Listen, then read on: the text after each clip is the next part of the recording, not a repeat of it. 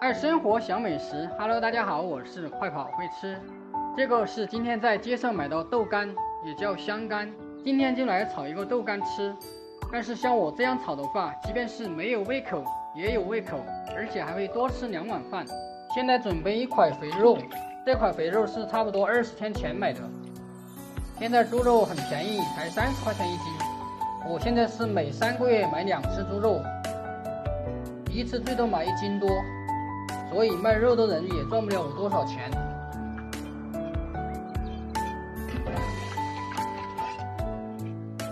上次把这个瘦肉吃了，现在还剩一点回肉。洗干净之后，将它放进锅里面。水少了可以加一点。然后开火，先将肉煮至7、8分熟。然后再将豆干改一下刀，将它切成条。这个豆干别看它颜色那么好看，但是它是没有味道的。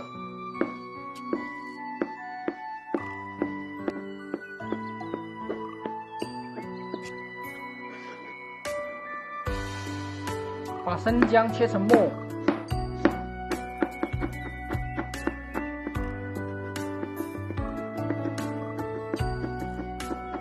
青蒜苗将它切成段。再准备青红椒1个，将它切成条吧。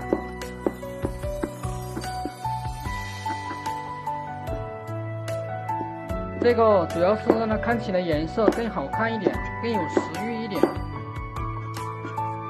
如果没有，不用搭配也行。肉煮好之后，先给它起锅，用冷水冲一下。这样在切的时候就没有那么烫。刚刚煮透，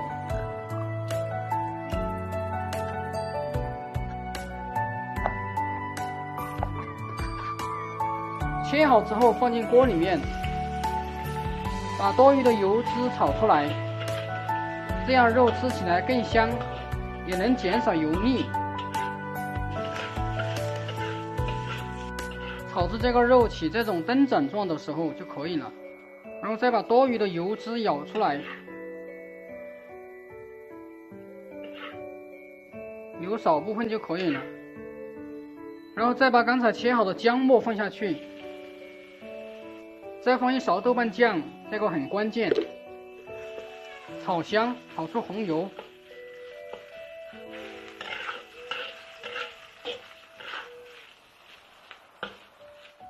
再放入一点料酒，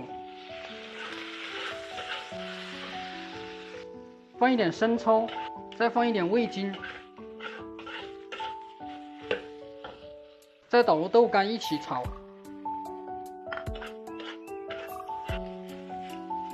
现在的颜色就已经很好看了。然后再加少许水焖一下，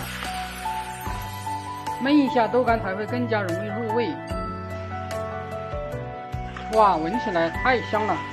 这个豆干焖一下之后，味道会更加浓厚。然后再把青红椒倒下去炒断生。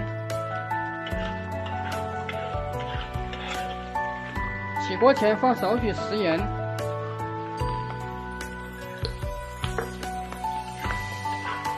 最后把青大蒜放下去，炒一下立即取锅吧。